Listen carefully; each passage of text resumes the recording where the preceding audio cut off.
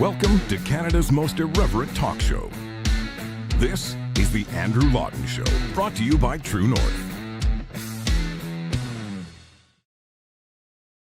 Hello and welcome to you all, Canada's most irreverent talk show here, the Andrew Lawton Show on True North on this Wednesday, January 3rd, 2024. As always, I'm probably going to say that wrong for about a good 11 and a half months, and then I'll finally realize it's 2024 by basically 2025. That's typically how these things work. Just moments before I went on air, Twitter is bad for my health. It's bad for everyone's health, or X now, but I was looking, and there's a gentleman by the name of Nasser Haidar who says after 10 years of living in Canada, today he became a Canadian. And there's a photo of him on, it looks like a Zoom call with a citizenship judge. And he's like in his own office or home, like leaning over and taking a selfie with the Zoom box of the citizen judge holding the Canadian flag. And I'm like, in 2024, can we not actually have in-person citizenship ceremonies now? Like that, I mean, congratulations and all that, but that is crazy. I'm just imagining the way Zoom calls are. You click the raise hand button and type out your oath. That's presumably all it takes to be a Canadian citizen now. My goodness, that I thought we had gotten rid. I mean, I'm doing this show virtually. I can't be in all your homes at once, but I tried once. It didn't go well. But I didn't know we were still doing stuff like this with Zoom. So one of the many ways that COVID has killed anything and everything good in the world, or at least most of it. But that's a bit of a dark note to start off on. All right, we'll hopefully turn things around a little bit. Great to have you tuned in to the program today. If you are a plagiarist, now, I don't know if you want to identify or out yourself as such, but if you are a plagiarist who likes taking other people's words and passing them off as your own, today is a very good day because we've learned there is an excuse for plagiarism that is a very compelling one, which is to do it while being one of the good guys. If you are a lefty, you are allowed to engage in plagiarism because it's only bad if the right does it. That's apparently how things are going here. You may have seen the news this week. Claudine Gay, who is the very highly paid president of Harvard, or at least was until yesterday, has announced she is resigning. It wasn't the antisemitism that did her in. It wasn't the turning a blind eye to very rabid Jew hatred on her campus. No, it was being outed by two independent journalists for, in her very few public works, engaging in plagiarism. Now, people have looked through and said, well, you know, it's minor play. You took this sentence here. But plagiarism is plagiarism. And I'll say, as someone who has been to university and someone who has spent my life working in a creative space, by which I mean just a space where I have to use my words, some days better than others, I assure you, I take plagiarism very seriously, to the point where I've even been nervous when I'm typing something out and I fear I'm accidentally plagiarizing, because there are some sentences that there are really no other ways to word. I remember yesterday, for example, or 2 days ago, I was writing something and I had been looking it up on Wikipedia.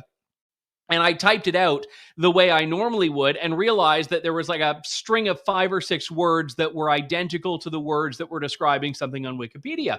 And I was like terrified because I'm like, these words don't even really have synonyms. Like, how else can I describe what this is? So I end up, rearranging things, going out of my way to not plagiarize, because I know it is the unforgivable sin in media and even worse in academia.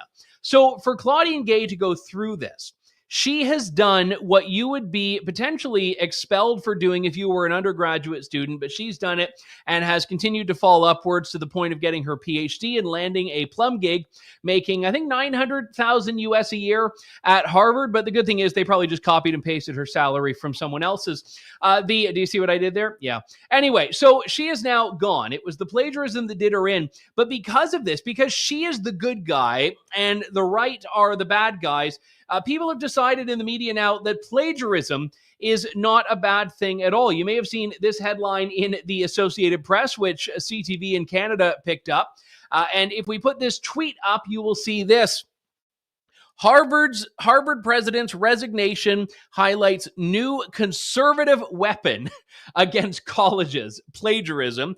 And obviously it got community noted there. So you see, well, actually plagiarism is a breach of the rules. Plagiarism is not a weapon. And she was forced to resign for being a serial plagiarist.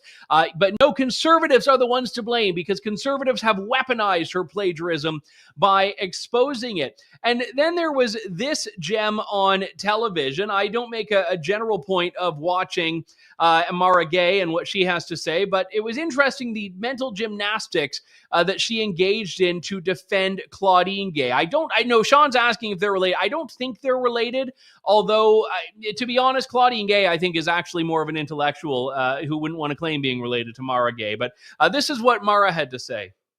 The thing that really disturbs me is the unrelenting campaign from the right and from some conservative activists to slander, discredit, and ultimately, I guess, somebody used the phrase, we've claimed a scalp, I think, on social media, to essentially unseat Gay and other presidents as well, when they don't like not just the handling of the horrific attacks on Israel on October 7th, the way that was handled on campus, but really anything else that they don't like about not just these presidents, but actually what they would call wokeism. And I think that's why these presidents are under attack. That's why Claudine Gay was under attack. The fact that she's a black woman and the first person who is a black American to lead Harvard only added to their thirst to dethrone her. And, those attacks, I don't have to say that they're racist because you can hear and see the racism in the attacks when people like Vivek Ramaswamy say, okay, this is a problem about diversity in hiring. I mean, this is racism as well. So there's a lot of different layers here, but I don't want to miss the attacks on academic freedom. I mean, there was a lot going on there. Now, I do not think that Mara Gay is a plagiarist. I think those are her original thoughts because I don't think anyone else would have tried to pass those off as their own. So she probably can lay claim to those words without anyone accusing her of plagiarism. But now if you expose it, you are anti-diversity, you're anti-black, you're racist. And, she could have made any point she wanted. She could have come up with any example when she talks about the racism that's self-evident. And she mentioned one name of someone she thinks is passing off racism. And I don't know who this person is. He sounds very much like a white supremacist neo-Nazi type. I believe the name was Vivek Ramaswamy.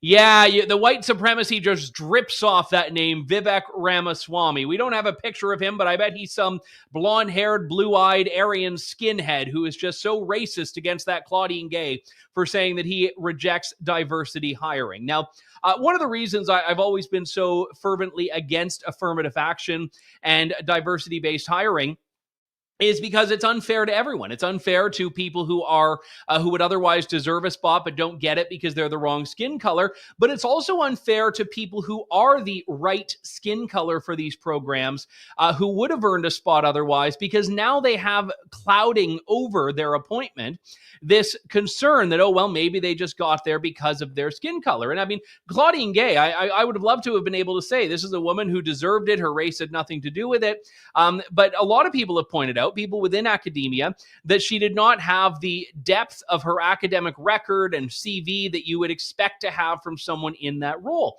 So was she a product of diversity hiring? I have no idea.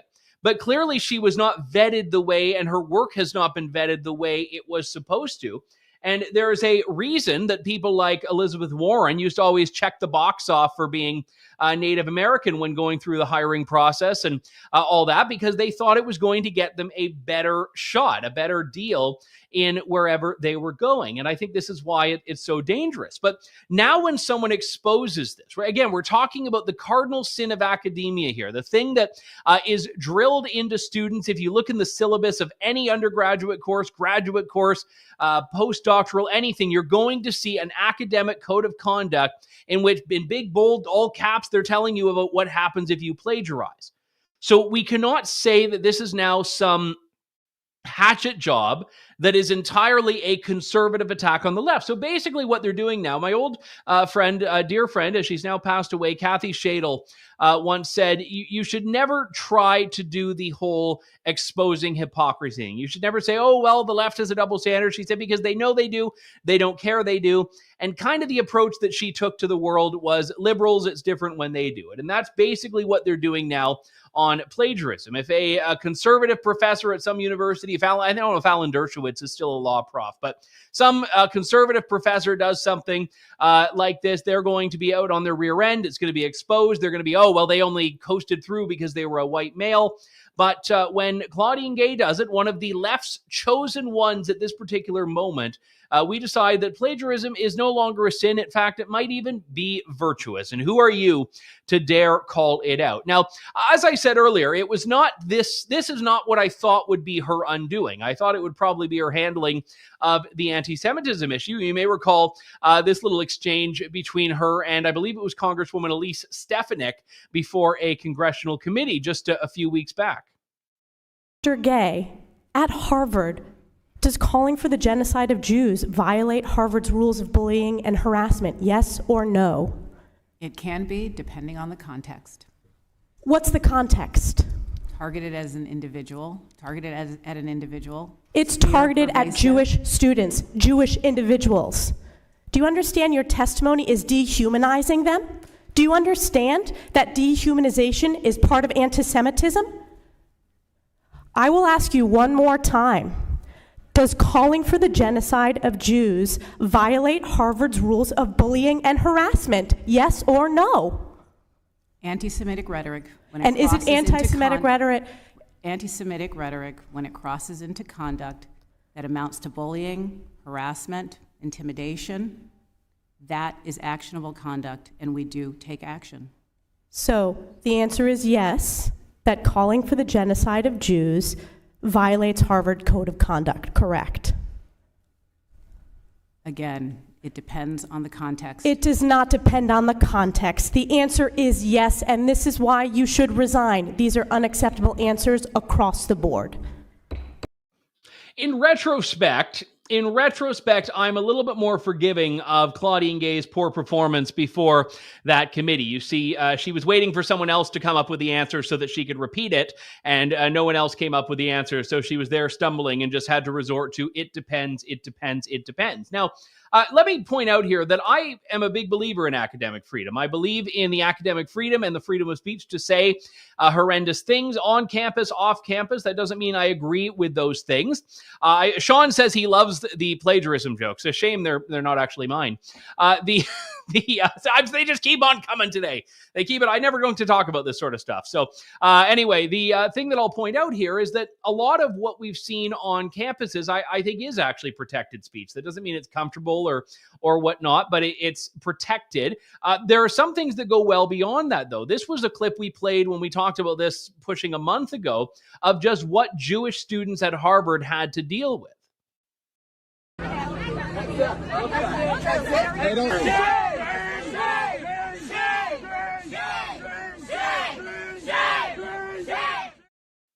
So there you had an example of not just speech. It wasn't someone putting up a sign, shouting a slogan. You had people physically disrupting, making physical barriers, blocking access to Jewish students. And all of this is part and parcel of what has become a very inconsistent defense of academic freedom from a lot of the Ivy League set. And this was the problem here, is that it was the double standard that was an issue. These are not people who would stand up for your academic freedom to use the wrong pronoun, but they'll stand up for your academic freedom to say death to the Jews. And anyone who says that they are big free speech defenders at Harvard because of their defense of Claudine Gay is an absolute hypocrite through and through.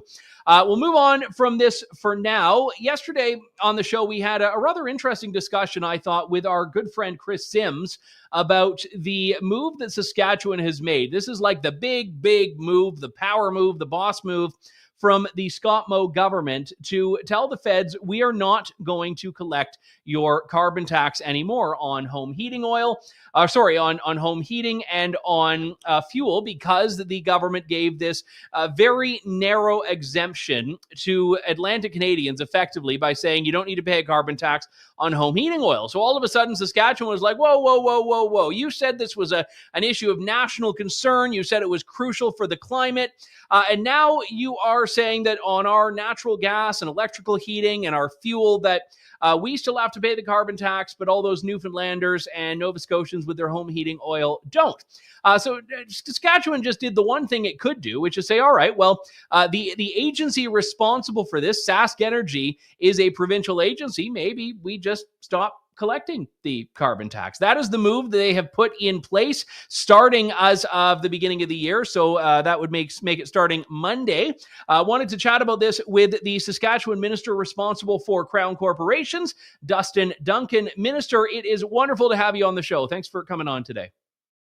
Well, thanks for having me, and Happy New Year to you as well.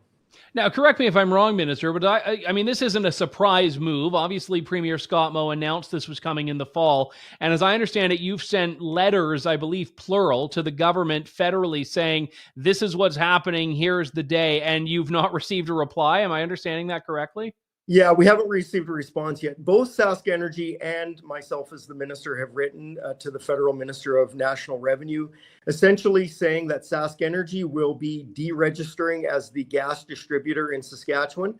I essentially, on behalf of the government, will be registering as the gas distributor. We haven't received a response from that, but that's after unanimous vote in the House here in Saskatchewan, where all parties agreed that we would essentially move that responsibility from Sask Energy, move it to the government, to me as the minister, for both essentially collecting the carbon tax, but more specifically for the remittance of the carbon tax. So in the event that we get to a point where we are no longer remitting a carbon tax, that'll be a decision that I will make. It won't be a decision that will be made at the executive level, at the officer level, or at the board level at Sask Energy. That's really a government decision to make. Especially because Sask Energy is a government-owned entity. So we're the shareholder, the government, the duly elected government. We're the shareholder. We have unanimous support of all members of the legislature to do this. And so right now we're awaiting a response from the federal government. Is your government confident that this is a legal tactic that you're employing? So we're confident that legally what we did by legislation in Saskatchewan that we can do. Because Sask Energy is an entity of the provincial government. It's an entity of the provincial legislature. It's created in statute. And so what we're essentially saying, what we said in that legislation that did pass in the Assembly before our House recessed for the winter or for Christmas, is that essentially for all of the parts that are related to that one very narrow specific part of the Greenhouse Pollution Pricing Act, that essentially is the carbon tax, that for that section of the federal act, that the government, not the Crown Corporation, will be responsible for essentially remitting a carbon tax. So because of that, Sask Energy has now taken the step to notify the federal government that they wish to deregister as the gas distributor. I, in turn, have registered the government as the gas distributor going forward after January 1st. That's what we're still waiting on, whether or not the government will accept that. So what we did in legislation, we can do that. We're still waiting whether or not the federal government will acknowledge the change that we've made.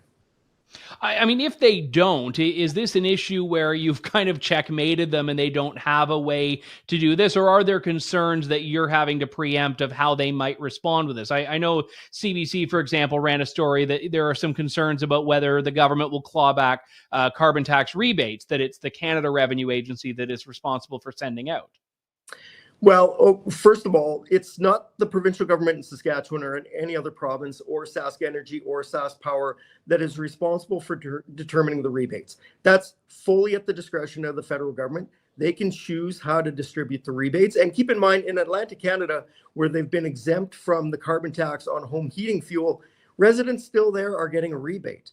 And in fact, the federal government announced at the same time that they were topping up the rebate for rural residents, which would be, a large number of residents, not only in Atlantic Canada, but the rest of the country. So they made the decision to not only keep in place the rebate for those residents, but also top up those the rebates for rural residents, regardless of the fact that they have not implemented the carbon tax on home heating fuel for some residents in the country. So the two, I don't think, are linked. The federal government can continue to supply a rebate to people across the country, regardless of what we do here in Saskatchewan in terms of collection or eventually remitting or not remitting a carbon tax. I just wanted to, you mentioned in this interview, and I've seen it elsewhere, that you're taking the responsibility for this. You're not making Sask Energy do anything. And I think that's a very interesting move here, because you're prepared to own this, whatever happens, are you not? Yeah, absolutely. I'm the minister responsible for Crown Investments Corporation, which includes Sask Energy and Sask Power.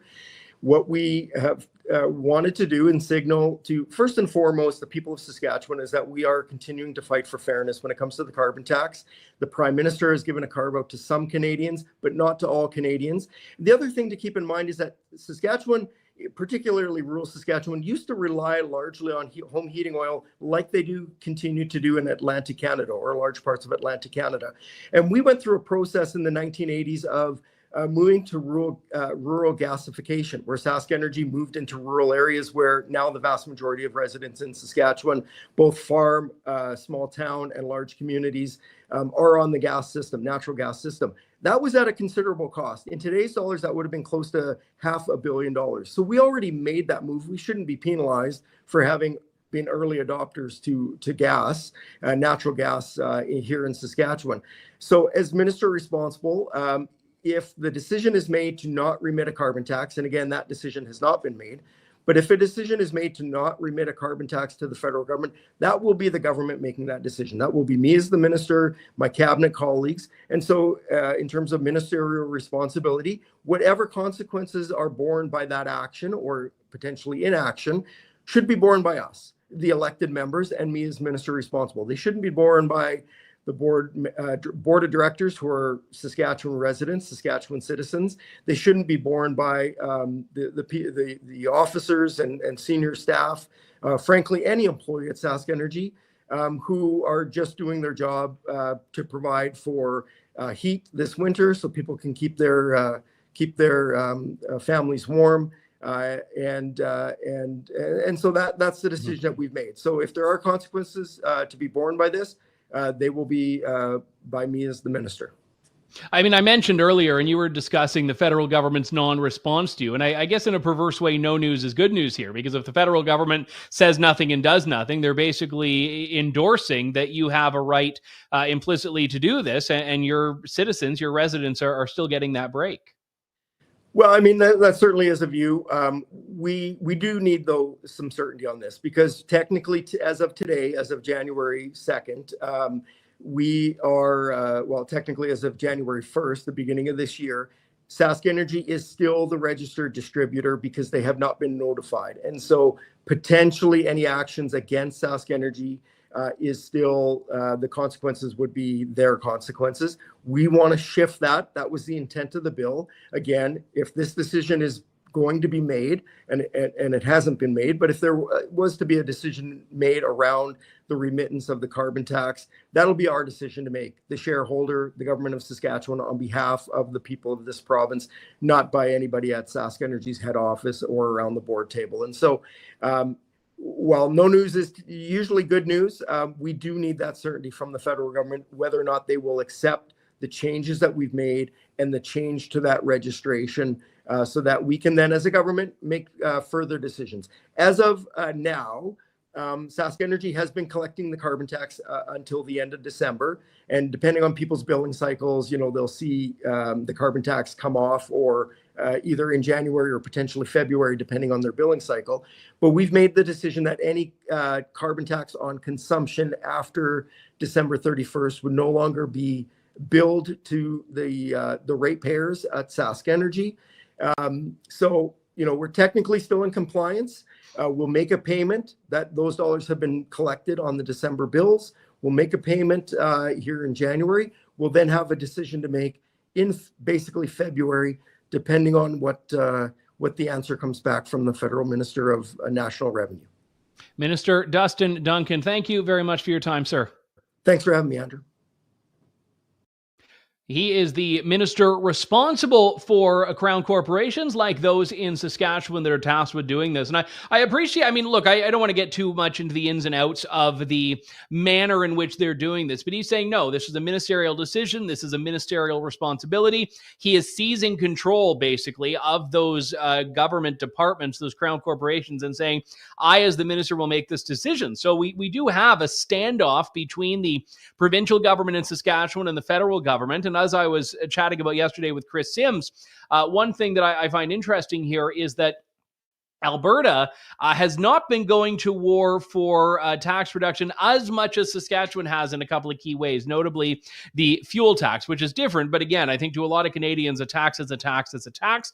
Whether it's on this thing or that thing, they don't really know or care, as long as they are not the ones that have to keep paying more and more to government and in government coffers here. So that is where things are in Saskatchewan. Obviously, we'll follow that. And we've had trouble in the past. This isn't a complaint. It's more just an observation, because I know we have some viewers and listeners from Saskatchewan. We have had difficulty in the past getting members of the Saskatchewan government on the show. And part of it is just we don't have the contacts there. We've not built the relationships with those people. And other parts of it, when we have tried to reach out, I've tried to have Premier Moe on several occasions. I've tried to have other ministers on, and we've just not managed to get replies. So I was very pleased yesterday when we reached out to Minister Duncan's office that they replied very quickly, and we had him on. And hopefully this can become the beginning of a long-standing relationship with the good people of Saskatchewan. I've been to Saskatchewan on several occasions. I've been to Moose Jaw. I've been to Regina a couple times. Haven't been to Saskatoon. When I was in Regina the first time, in a very Saskatchewan way, I recall there was like a controversy. And someone told me this. It might not entirely be true. This would have been like 10, 12 years ago or so. And apparently, like, the city logo had like a silhouette of the skyline of Regina, which I didn't know Regina had a skyline, but there you go. And there was like a weird sort of Regina controversy where they had built a building and they were wondering if they needed to update the city logo because the skyline now had a third building in it. And I don't know what they ended up doing on that, but I know that Regina ended up getting into a bit more trouble more recently when they decided to play off of the fact that Regina rhymes with vagina as a tourism slogan, or as they said, Regina, the city that rhymes with fun. And then, of course, like anything else, the killjoys took it away from them. So all that notwithstanding, there are plenty of killjoys, not just Saskatchewan Tourism Board officials, but also federal court judges. And there was one ruling over the holidays that we have followed this case for a little while on, and that was on this sign that you may have seen in an election campaign, the Libranos. Libranos.com. Buy the book. The book is, well, as it's called there, The Libranos, was written by Ezra Levant of Rebel News. And the elections bureaucrats, the Commissioner of Canada elections, came down hard and said that sign wasn't actually a book advertisement, but it was an election campaign sign. It was an election campaign sign, and you aren't allowed to do it without going through all of these rules that we have for election advertisers, for third parties and political parties. Now, Ezra pointed to a section of the law which specifically says advertising books, like it literally says advertising books is in a category of its own and are exempt from this. So he challenged this, brought it to federal court, and a judge ultimately signed on to the narrative put forward by the Commissioner of Canada elections and found that those signs were illegal. Ezra Levant is the author of The Libranos and the founder of Rebel News and joins us now. Ezra, I mean, you and I have had a number of conversations over the years about our dissatisfaction with the judicial status quo. So I don't want to say that I'm totally shocked by this, but this is like a clear-cut example of when the court is finding that the law doesn't say what the law says.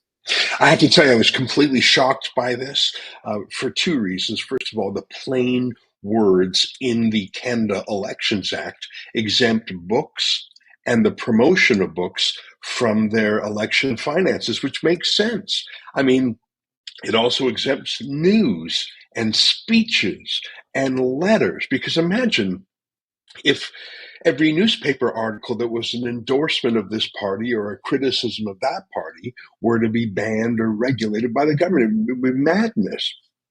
So it applies to books or the promotion of books.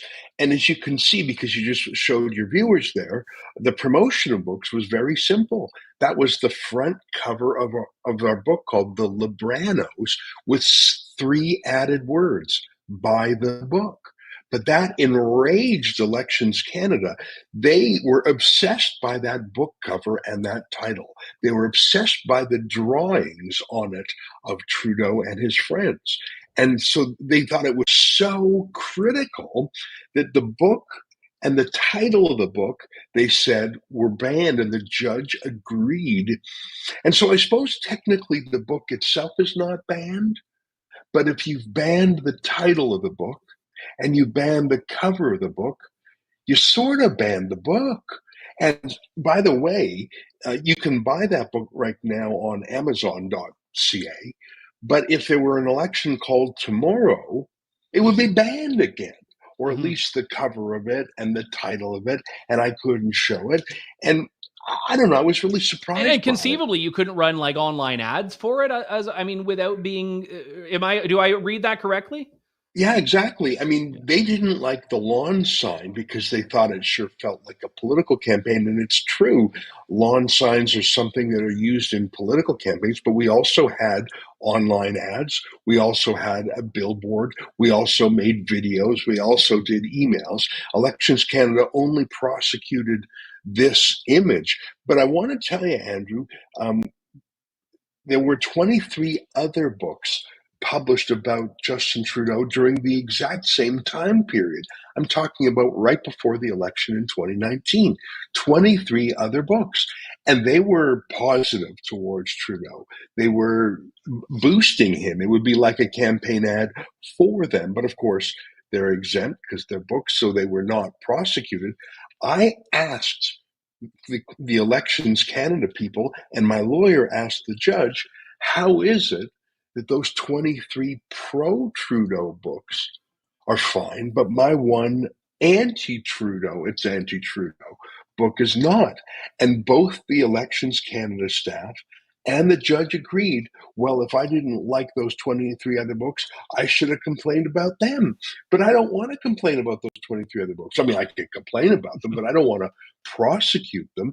And you know what? The judge said, and I, if you don't mind, I wouldn't mind reading very quickly from the actual ruling. Please. The judge said the judge says it was no big deal. All I had to do was act like a political party, register with the government, disclose my finances to the government, and comply with the government. And I could have the lawn sign in my book all I like.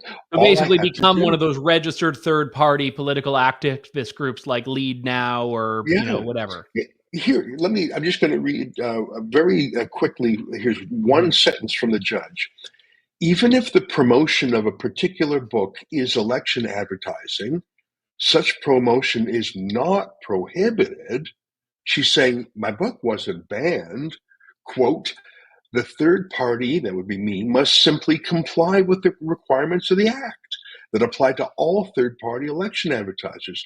Authors or publishers comply with the spending, registration, and disclosure requirements. So, it's no big deal. All I have to do is register my book with the government. But just let me say that again. All I have to do as an author, just register with the government. Let me read one more sentence from the judge.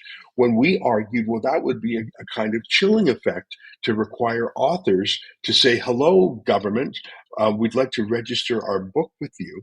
So the judge said, quote, it should not be overly onerous for an author or a publisher to demonstrate what their intention was as to the timing of the promotion. As in, I had to justify publishing the book during an election. And because I did so, that's what made it an illegal book. But every political book is published during an election. You don't publish a book after the election about the election. That's a totally different book. Then, like I say, 24 publishers, 24 authors all had the same idea. Let's talk about Justin Trudeau in the 2019 election. The judge says, I just read it to you. The judge said, I should have justified to the government why I did it during the election.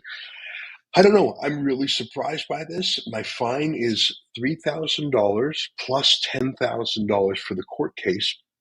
So I have to pay the government $13,000. That's not the end of the world, although that's a very stiff fine for publishing a book. But both the judge and Elections Canada had a warning for me. They both said that they could have come after me criminally, and theoretically I could have been jailed. And they both hinted to me that if I do this again, I will be prosecuted criminally. No one in Canadian history has ever been prosecuted for publishing a book critical of a politician. And I say again, it was the fact that I was critical of him that bothered them. They said so again and again. And if you read the ruling, it's 85 pages long. We put up a website for those who want to see it and see my side of the story. The website is saverebelnews.com, because I think that really goes to our freedom. Just let me just jump in there, Ezra. Yeah. Was your legal case? I know you weren't fighting it yourself. You had a lawyer, but was your case a constitutional free speech, freedom of expression case, or was it just, listen, your own law says that the promotion of books is fine, therefore your application of the law against us is completely made up? It was both, and the judge dismissed that second one very quickly, too quickly. I mean, and again, how did the judge rationalize that? Because literally, you can see the words right there. Yeah, well, there's three parts. Your book has to be published at a commercial price. My book was $14, which is commercially fair, and it has to be published whether or not there was an election. Well, we would have published my book whether or not there was an election.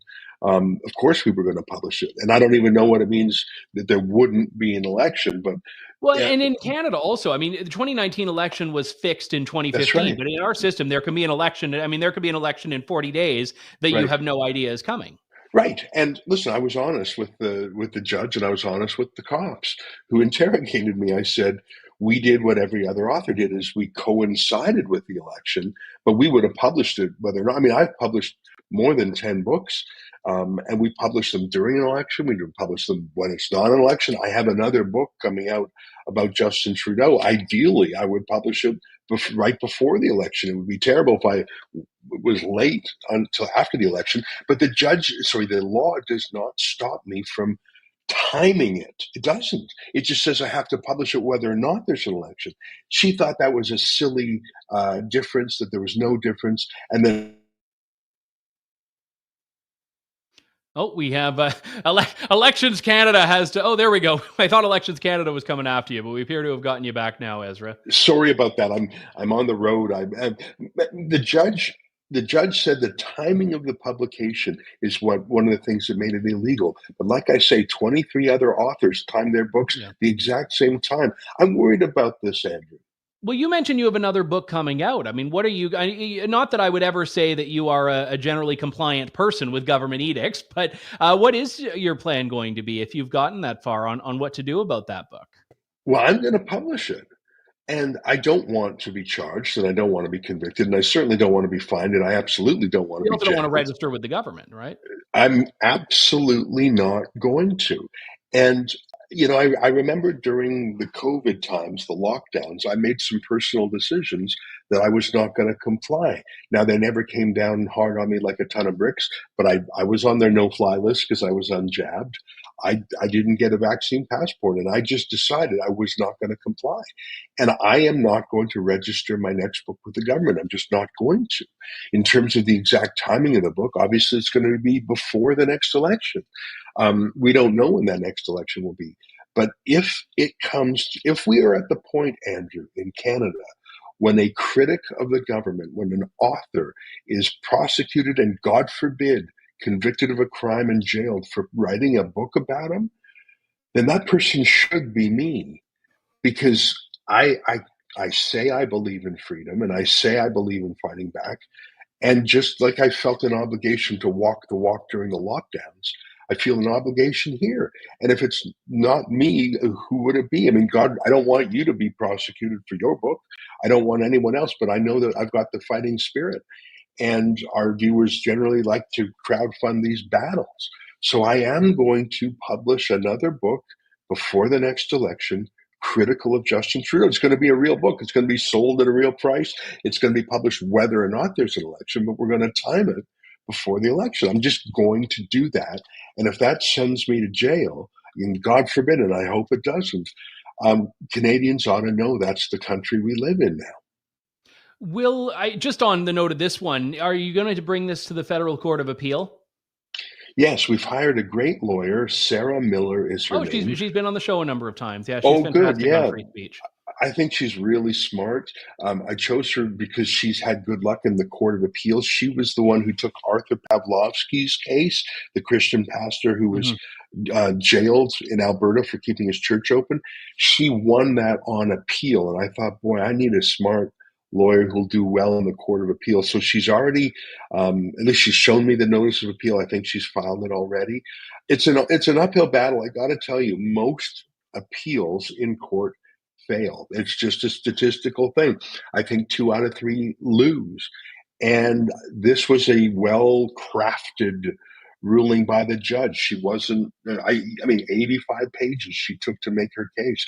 So I'm not optimistic. It's not about the fine. I mean, the fine does bother me. It's about the law itself. It's crazy. We would appeal. Well, and what it says to people that don't have your spirit and, frankly, your finances to fight this stuff. I mean, if you're just some, self-published author that wants to make a point and maybe you want to, spend a couple $1,000s promoting your book, this does have a chilling effect.